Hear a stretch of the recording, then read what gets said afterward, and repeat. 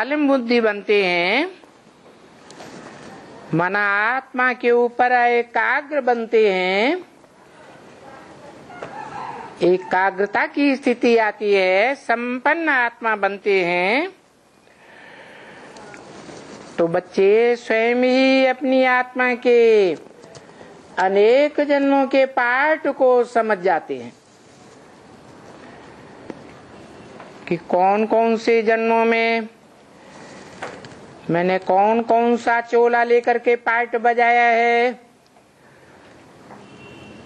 कितनी कितनी आत्माओं के संपर्क में आया हूं और कितनी आत्माओं के संबंध में आया हूं। क्योंकि संपर्क हल्का होता है और संबंध गहरा होता है।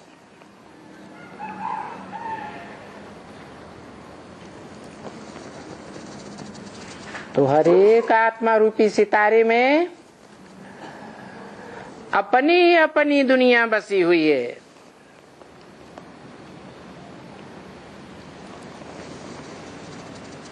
वो आसमान के सितारे नहीं है, जड़ सितारे जिनमें कोई दुनिया बसी हुई हो। ये तो तुम बच्चे आत्मा रूपी सितारे हो, जिनमें एक एक में अपनी दुनिया बसी हुई है। तो बाप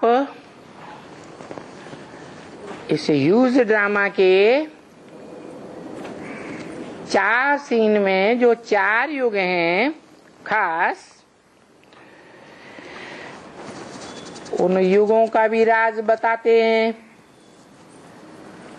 कैसे दुनिया की हर चीज सतो प्रधान सत्व सामान्य रजो और तमो 4 अवस्थाओं से पसार होती है, तो आत्मा भी 4 अवस्थाओं से पसार होती है। तो युगों की बात भी समझाते हैं।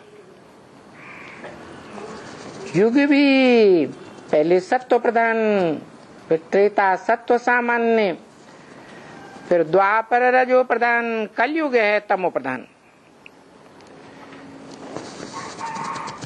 प्रकृति का विराज समझाते हैं।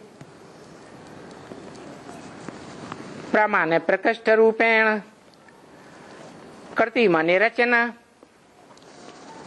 जो परम पुरुष की प्रकृष्ट रचना है उसका राज भी बताते हैं, और ये माया का भी राज समझाते हैं।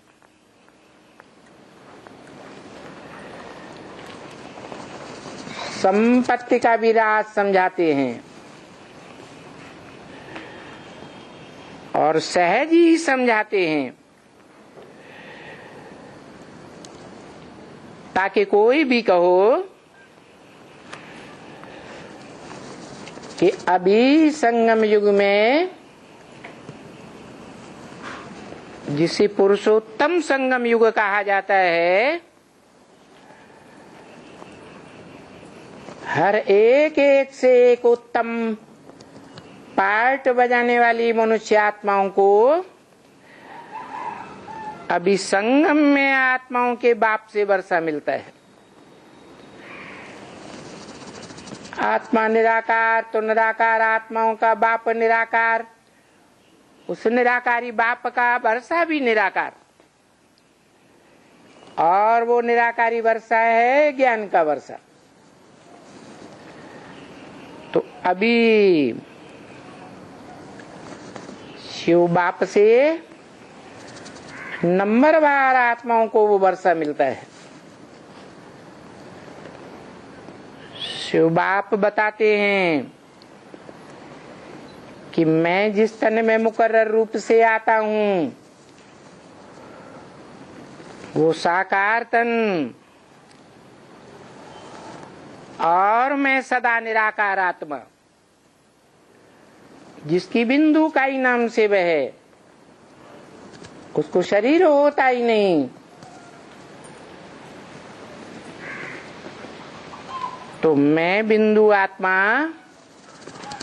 जब इस षष्ठी रूपी रंगमंच पर आता हूँ तो तुम बच्चों को वरदान देता हूँ कि तुमको आप समान निराकारी, निर्विकारी, निरहंकारी बनाकर जाऊंगा।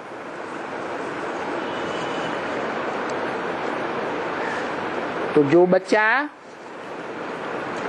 मनुष्य आत्मा रूपी आत्माओं के बीच में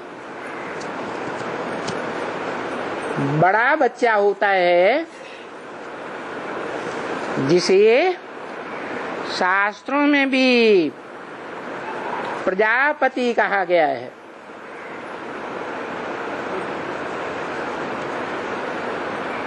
वो अंतिम स्वरूप है पुरुषार्थ का। 500-700 करोड़ मनुष्य सृष्टि का पति, क्योंकि शिव बाप तो सिर्फ आत्माओं का बाप है, पति नहीं है। आत्मा आत्मा भाई भाई और शिव बाप सिर्फ बाप। आत्मा भी भाई भाई हैं, भाई बहन भी नहीं। जब मैं मुकर्रर रथ में प्रवेश करता हूँ तो बताता हूँ कि इस मुकर्रर रथ में प्रवेश करके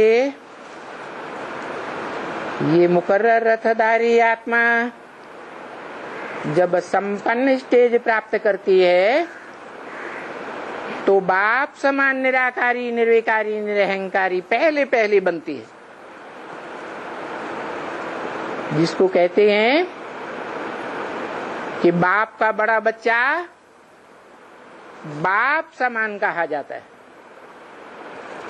बाप नहीं कहा जाता। क्या कहा जाता? बाप समान कहा जाता। इसीलिए मुसलमानों ने भी बोला है, आदम को खुदा मत कहो, आदम खुदा नहीं, लेकिन खुदा के नूर से आदम जुदा नहीं। जो खुदा आता है किसी के बुलाने से नहीं आता। हजारों वर्ष भक्त बुलाते रहते हैं तो भी नहीं आता। उसे जब आना होता है तो खुद ही आ जाता है, इस षष्ठी रूपी रंगमंच पर आ जाता है, अपना आत्मलोक को छोड़ कर आ जाता है, जिसे अंग्रेज लोग सुप्रीम अबोर्ड कहते हैं, सोल बर्ड कहते हैं। उस सोल बर्ड को वो आत्माओं का बाप छोड़ करके इस सृष्टि पर खुद आता है और आकर के मनुष्य सृष्टि के बाप का परिचय देता है। पहले पुरुषोत्तम संगम युग में जो भी जन्म मरण के चक्र में आने वाले पुरुष आत्माएं हैं, शरीर रूपी पूर्व में आराम से शयन करने वाली संपन्न स्टेज में उन आत्माओं के बीच जो पुरुषोत्तम नारायण कहा जाता है, नर से डायरेक्ट नारायण बनने वाला, उस नारायण का परिचय देता हूँ। जिस वर्ष में उसका परिचय होता है ब्राह्मणों की दुनिया में, उस वर्ष को बाप का प्रत्यक्षता वर्ष मनाया जाता है। कौन से बाप का प्रत्यक्षता वर्ष? क्योंकि वेद के दो बाप हैं, एक आत्माओं का बेहद का बाप और दूसरा मनुष्य आत्माओं का बेहद का बाप। तो मनुष्य आत्माओं का जो बेहद का बाप है जो सारी मनुष्य सृष्टि का प्रजापति घोषित होता है।